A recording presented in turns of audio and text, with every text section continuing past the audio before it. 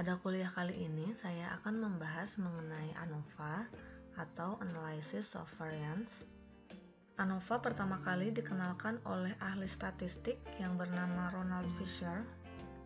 ANOVA atau Analysis of Variance atau analisis ragam adalah analisis statistik yang digunakan untuk menguji perbedaan rata-rata dua kelompok atau lebih. Disebut analisis ragam karena dalam proses ANOVA, sumber-sumber yang ada dipisahkan berdasarkan keragamannya. Sumber keragaman tersebut yang menjadi pembanding untuk mengetahui sumber mana yang menyebabkan keragaman tersebut. Definisi lain tentang ANOVA yaitu suatu teknik analisis untuk membandingkan variansi, rata-rata, dan simpangan baku dari dua atau lebih variabel atau kelompok sampel. ANOVA disebut juga uji homogenitas. ANOVA dapat digunakan untuk data yang berskala ukur, interval, atau rasio. Saya beri ilustrasi, misalnya suatu studi ingin menguji apakah terdapat perbedaan rata-rata penambahan berat badan anak usia 3-5 tahun yang mengkonsumsi vitamin tertentu. Misalnya untuk vitamin A dan vitamin B, maka kita dapat mengujinya dengan uji T2 sampel independen atau two samples independent t-test untuk menguji perbedaan rata-rata tersebut. Akan tetapi, jika saya punya 3 vitamin A, vitamin B, dan vitamin C, atau lebih dari 3 macam vitamin, maka uji T tersebut tidak bisa digunakan. Karena uji T hanya bisa digunakan untuk membandingkan rata-rata dari 2 sampel. Untuk 2 sampel atau lebih, ANOVA bisa menjadi solusi untuk hal ini. Jadi berbeda dengan uji T, ANOVA bisa digunakan untuk menguji perbedaan rata-rata banyak sampel. Selanjutnya untuk asumsi ANOVA, yang pertama, data berdistribusi normal, kemudian memiliki varians atau ragam yang homogen, antar pengamatan saling bebas atau independen, dan komponen-komponen dalam modelnya bersifat aditif. Selanjutnya prinsip ANOVA, yaitu melakukan analisis variabilitas data menjadi 2 sumber variasi atau ragam, yaitu variasi atau ragam di dalam kelompok dan variasi atau ragam antar kelompok, di mana variasi dalam kelompok atau within, yaitu menggambarkan adanya perbedaan dalam kelompok-kelompok hasil pengukuran. Kemudian untuk variansi antar kelompok, yaitu menggambarkan adanya perbedaan antara kelompok-kelompok hasil pengukuran. Variansi jenis ini terjadi karena adanya perbedaan individu antar kelompok. Kemudian jenis-jenis ANOVA yang pertama adalah ANOVA satu arah atau one-way ANOVA. One-way ANOVA ini digunakan untuk menguji perbedaan di antara 2 atau lebih kelompok di mana hanya terdapat satu faktor yang dipertimbangkan. Yang kedua adalah two-way ANOVA. Two-way ANOVA ini digunakan untuk menguji perbedaan rata-rata dengan melibatkan 2 faktor. Pada two-way ANOVA terdapat 2 faktor dan interaksi yang dipertimbangkan. Selanjutnya ada multi-way ANOVA, di mana multi-way ANOVA ini menguji perbedaan rata-rata yang melibatkan 3 faktor. Pada multi-way ANOVA juga terdapat 3 faktor atau lebih dan interaksinya dipertimbangkan. Interaksi di sini adalah perubahan pengaruh dari suatu faktor pada berbagai taraf faktor yang lain. Nah, untuk two-way ANOVA dan multi-way ANOVA ini biasa juga dikenal dengan ANOVA faktorial. Selanjutnya, yang pertama itu adalah one-way ANOVA atau ANOVA satu arah. Untuk model linear aditifnya adalah ini, di mana I-nya itu adalah 1 sampai T, dan T ini merupakan banyaknya taraf faktor. Kemudian J-nya itu 1 sampai R, di mana R ini adalah banyaknya objek atau observasi atau unit percobaan dalam faktor. YIJ-nya adalah nilai variabel respon pada perlakuan ke I dan ulangan ke J. Kemudian mu-nya itu adalah rata-rata umum. Atau I-nya adalah pengaruh perlakuan ke I, dan EIJ-nya itu adalah perlakuan acak pada perlakuan ke I dan ulangan ke J. Untuk bentuk hipotesisnya yaitu H0. H0 itu semua perlakuan memberikan respon yang sama, dan H1-nya adalah paling sedikit ada satu yang berbeda. Untuk statistik ujinya, kita punya struktur tabel ANOVA ini, di mana statistik ujinya kita dapat dari nilai F hitungnya, yaitu KTP dibagi KTG. KTP ini adalah kuadrat tengah perlakuan atau antar kelompok, dan KTG-nya itu adalah kuadrat tengah galat atau error atau dalam kelompok. Di mana untuk menghitung nilai F ini, kita gunakan rumus-rumus dengan langkah perhitungan ini. Kemudian untuk kriteria ujinya adalah tolak H0 jika F hitung lebih besar dari F tabel atau p-value kurang dari alfa. Untuk memperoleh nilai F tabel ini, kita gunakan tabel distribusi F dengan nilai peluangnya 1 min alfa dan derajat kebebasannya itu V1 dan V2, di mana V1-nya adalah pembilang dan V2-nya adalah penyebut. Selanjutnya untuk ANOVA faktorial, model aditifnya adalah ini, di mana I-nya itu adalah banyaknya faktor A, J-nya itu banyaknya faktor B, dan K-nya itu adalah banyaknya objek atau observasi pada taraf faktor ke I dan faktor ke J. Untuk YIJ-nya adalah nilai variabel respon pada pengamatan taraf ke I, faktor A, dan taraf ke J, faktor B untuk ulangan ke K. Mu-nya adalah rata-rata umum, alfa I-nya pengaruh utama faktor A, beta I-nya pengaruh utama faktor B, alfa beta IJ-nya itu adalah pengaruh interaksi, dan EIJ-nya itu adalah pengaruh acak pada perlakuan ke I dan ulangan ke J. Selanjutnya untuk statistik ujinya, prinsipnya itu sama dengan ANOVA satu arah. Hanya saja untuk ANOVA faktorial ada sedikit perbedaan pada struktur tabel ANOVA-nya. Untuk sumber variasi pada ANOVA faktorial ini tergantung dari banyaknya faktor yang dilibatkan. Misalnya saya punya dua faktor A dan B, maka sumber variasinya itu ada A, B, dan interaksi antara A dan B. Nah, untuk nilai F hitungnya, masing-masing kuadrat tengah perlakuannya itu dibagi dengan kuadrat tengah errornya. Misalnya untuk perlakuan A, berarti kuadrat tengah perlakuan A dibagi kuadrat tengah error. Selanjutnya untuk kriteria ujinya, tolak H0 jika F hitung lebih besar dari F tabel atau p-value kurang dari alfa. Nah, untuk menghitung nilai F digunakan perhitungan dengan rumusan-rumusan ini.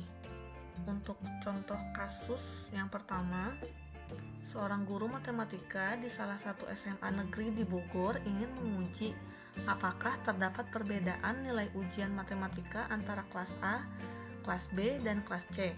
Guru tersebut mengambil sampel secara acak sebanyak 15 orang siswa dari masing-masing kelas. Data yang diperolehnya adalah ini. Kemudian kita akan menguji dengan alfa 5%, apakah terdapat perbedaan rata-rata nilai ujian matematika dari ketiga kelas tersebut.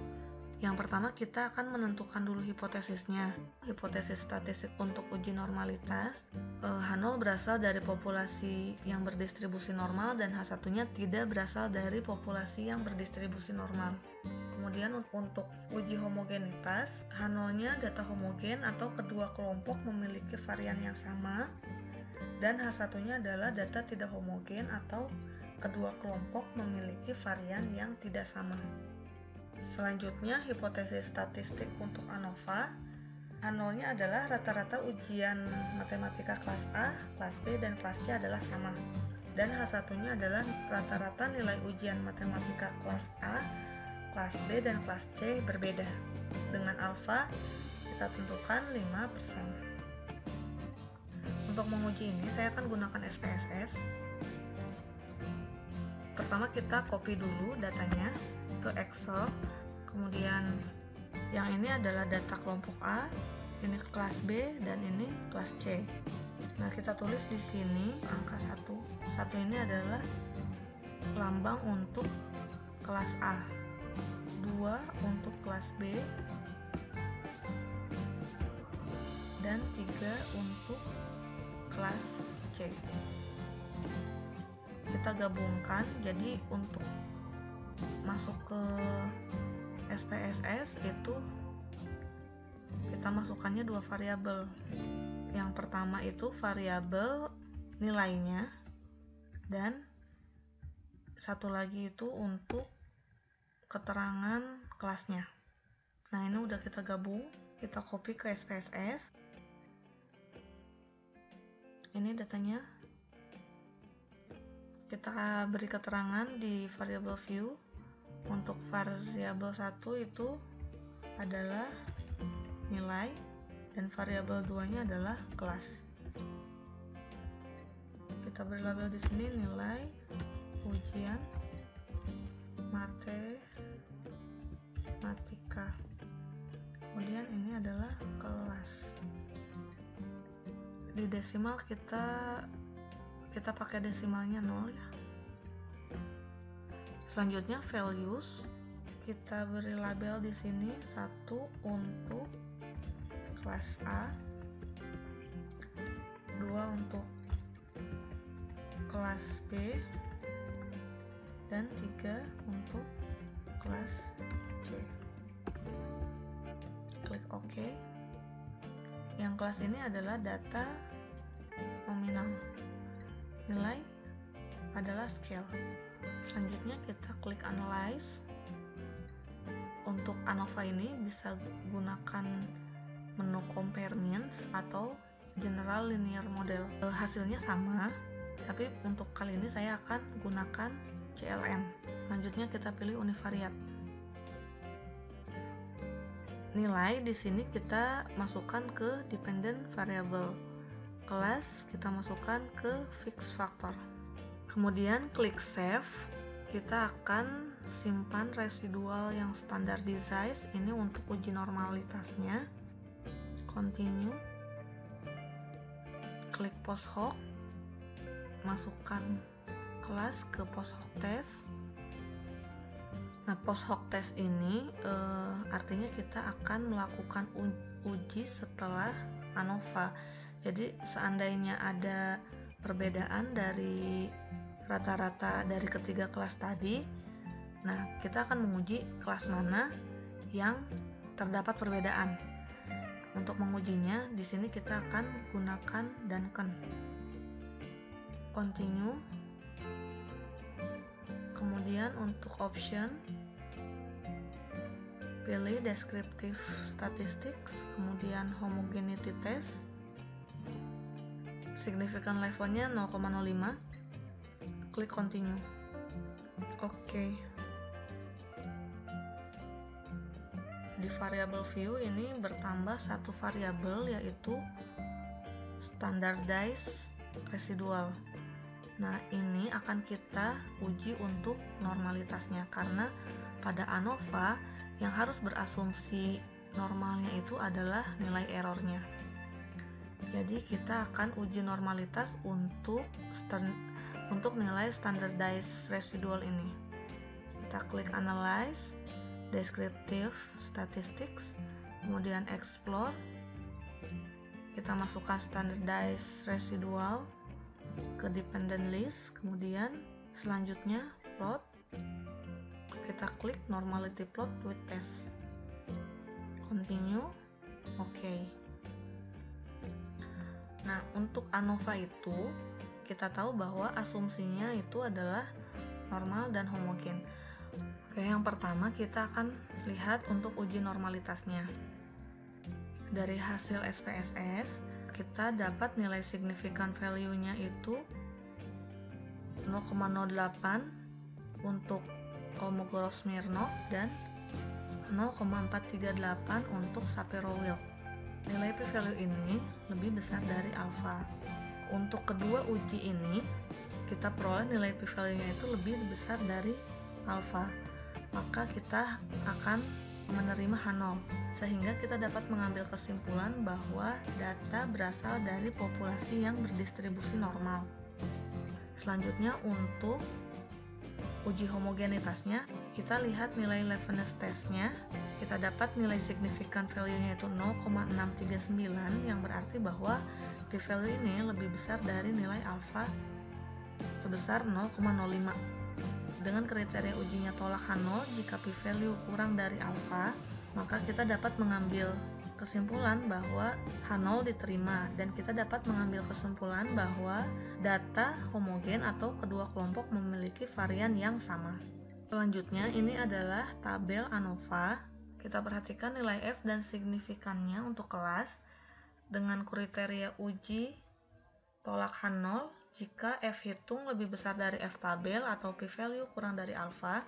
Dari tabel ANOVA kita dapat bahwa kita peroleh nilai F hitungnya itu sebesar 79,543 dan p-value-nya itu 0,000. Dari hasil ini maka kita tolak H0. Sehingga kita dapat menyimpulkan bahwa rata-rata nilai ujian matematika kelas A, kelas B, dan kelas C ada beda. Untuk melihat kelas mana saja yang berbeda, kita akan lakukan uji lanjut dengan uji Duncan. Hasilnya adalah ini. Dari hasil Duncan ini kita lihat bahwa kelas B ada di subset 1, kelas C ada di subset 2, dan kelas A ada di subset 3. Artinya bahwa masing-masing kelas itu ada di subsetnya masing-masing, ada di grup yang berbeda. Artinya apa? Ini menunjukkan bahwa kelas A tidak sama dengan kelas B dan tidak sama dengan kelas C.